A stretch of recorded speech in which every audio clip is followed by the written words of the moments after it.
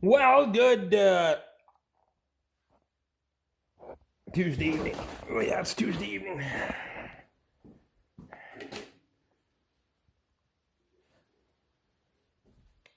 Yep, it's Tuesday evening.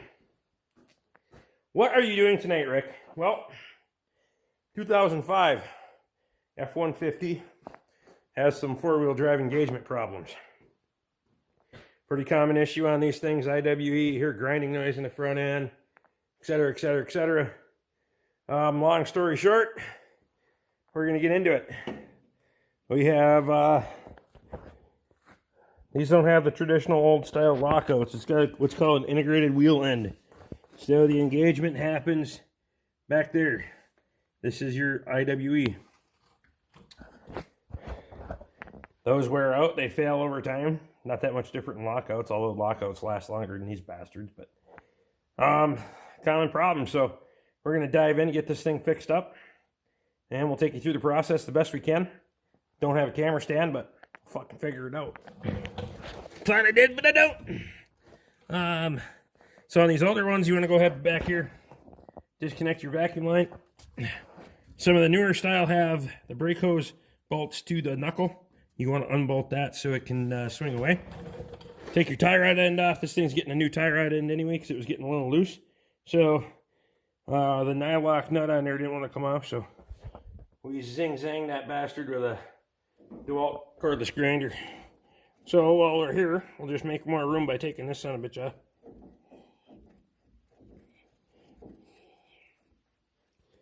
Now on this side, I'm going to do the whole thing without taking all the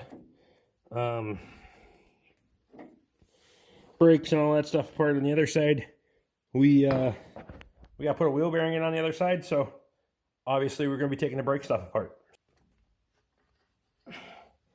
Upper ball joint nut, save that. Throw it down there.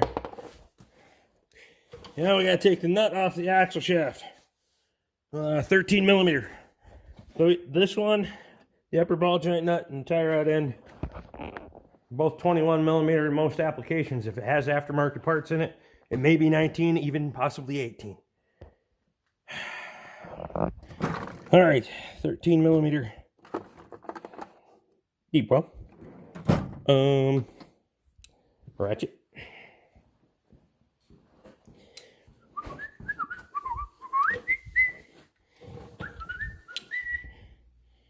We are after it now.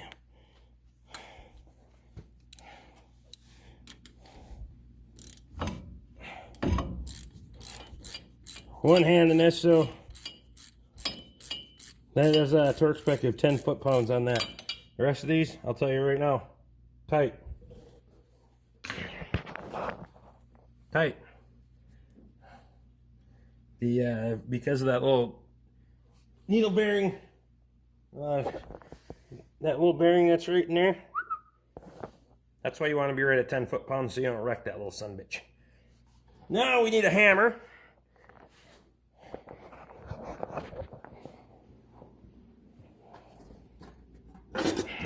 Wrong drawer, Rick. That drawer, Rick. 24, fuck. May as well hit her hard, right? Hit her hard and get her done. We're gonna smack that sumbitch right there. And this is gonna pop up. That's gonna tip out because I don't have a hand to catch it, but that's okay. We'll be alright.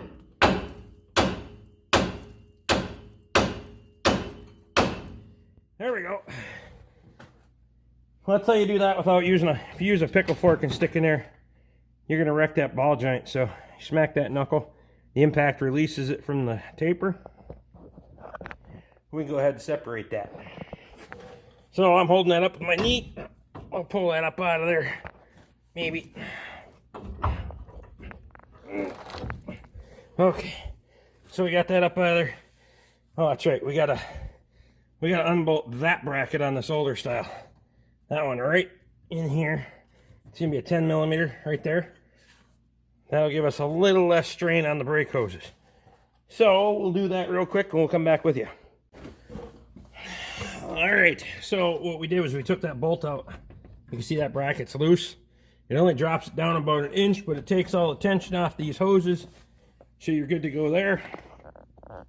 Next step in this process is to make sure you slide this axle back. There you go. She's free, like that. And get in here and take these bolts. There's 3 bolts in the wheel end. One there, and one over on the other side. So we'll get those out of there, and then we'll show you kind of our process for getting that thing out of here. Okay, so I have the axles loose. Took the bolts out of the IWE. I like to get in here with a pry bar. It's I don't know, 16-inch, 18-inch pry bar. Doesn't have to be anything special. Get in there and just pop that IWE back along with the axle. So that way it stays mated to the axle, essentially. I'm going to try to do this with one hand here. So I can kind of show you. If I had my fucking camera, my tripod, if I went to forgot it down in chains. Oh well. If you guys aren't familiar with Shane Hall's channel, again, go check that one out. Good friend of mine. Family to me. So all I gotta do is pry that out. I can't do it. I'm gonna try to set you down here somewhere where you can see what the hell I'm doing, but fuck. I'll even give you my stool for fuck's sake. See if you can see. No, hell, you can't even do it then, can you? You won't fucking sit still. Alright. There you go. So, we're going to pry that IWE out, like so. And as that axle compresses, we have to give her a little bit more here. So, let's see if I can show you how I got to do this. This is where having that line up on top disconnected really comes in, because you gotta now have your axle shaft on there. Hopefully you're seeing this. There we go. Now we got that out of there. Perfect. There's your integrated wheel end. We'll kind of go over how that works here real quick.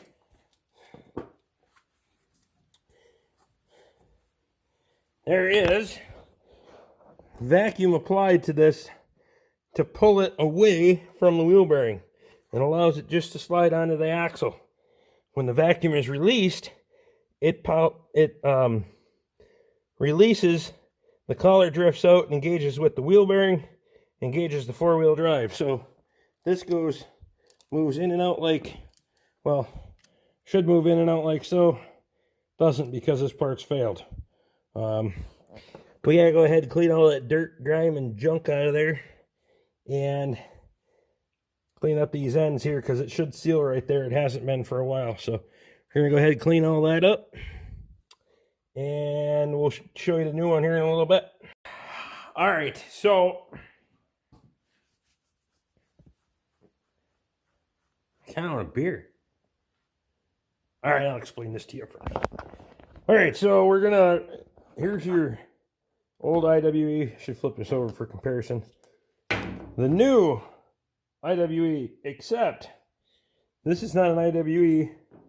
This will eliminate this. So this is vacuum operated, right? All that. This is not vacuum operated. This will lock that front axle to that front wheel bearing. Okay. Consider a CV, it's a Stevie shaft anyway, right? So everything else pretty much on the market has live axles in it. Chevy, Dodge, they all have a live axle in the front. Ford is the one that went and got creative with this fucking program and decided that needed to be there. This eliminates that. So these vacuum plug ports are just studs, right? Something to hold your vacuum line. That is there. See all the dirt that's in that? See the dirt that just came out of that fucker? This thing's been inhaling dirt. Makes the check valve up on top go bad, so there's a check valve. This was a temporary repair to keep those things from grinding. I told my buddy to block that line off. So You can do that, but this doesn't have a heavy enough collar in it, especially once it starts making noise. Starts chewing up teeth in here. You can see all the residue and all the garbage from the teeth getting chewed up in there.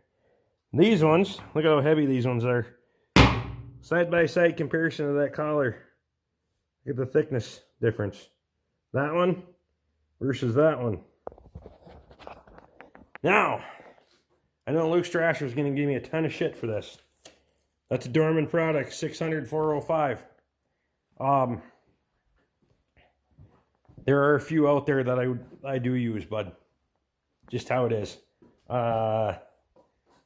He's not a Ford fan anyway, so he doesn't give a shit, but that essentially eliminates all your fucking problems with front end four-wheel drive bullshit. So we go ahead and throw this thing back in there again. Make sure your surfaces are cleaned up. We wiped all the dirt and garbage and grime out of that. Clean that thing up.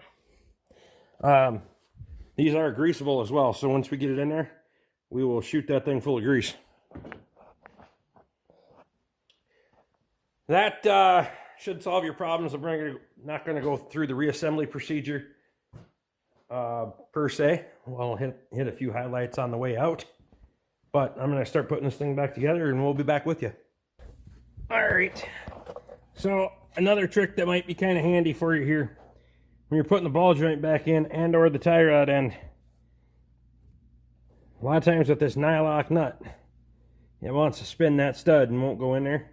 You don't have enough of that stud exposed to grab onto with a socket. And half the time it's not really a hexagon. 10 millimeter doesn't fit on there very well. Get a bar in there, in that coil spring, and just pull down on that sucker. It'll stick it in that taper and help you get that nut on there. So I'm going to go ahead and do that, and we'll bring you back. Alright, so we're completely reassembled. We have our axle nut back on, the cap over the top of it, again 10 foot-pounds. This cap had been a little bit beat up by the previous person that removed it. Those little caps aren't cheap. If you're careful, you can get them off without tearing them up too much. That one was a little dinged up, so I backed it up with just a little smear of silicone. Don't get fucking crazy with the silicone where it's coming all over the damn place, because it's just a fucking waste. It just makes a mess, and it's just not fucking good, okay? Just don't fucking do it. We put a new tie rod end on this. Make sure you tighten up your jam nut. Jam nut's tight. Nuts on the tie rod end, nuts on the ball joint. And the IWE replacement is in there. Only thing left is put the tire on and torque the wheel. Come on, you bastard.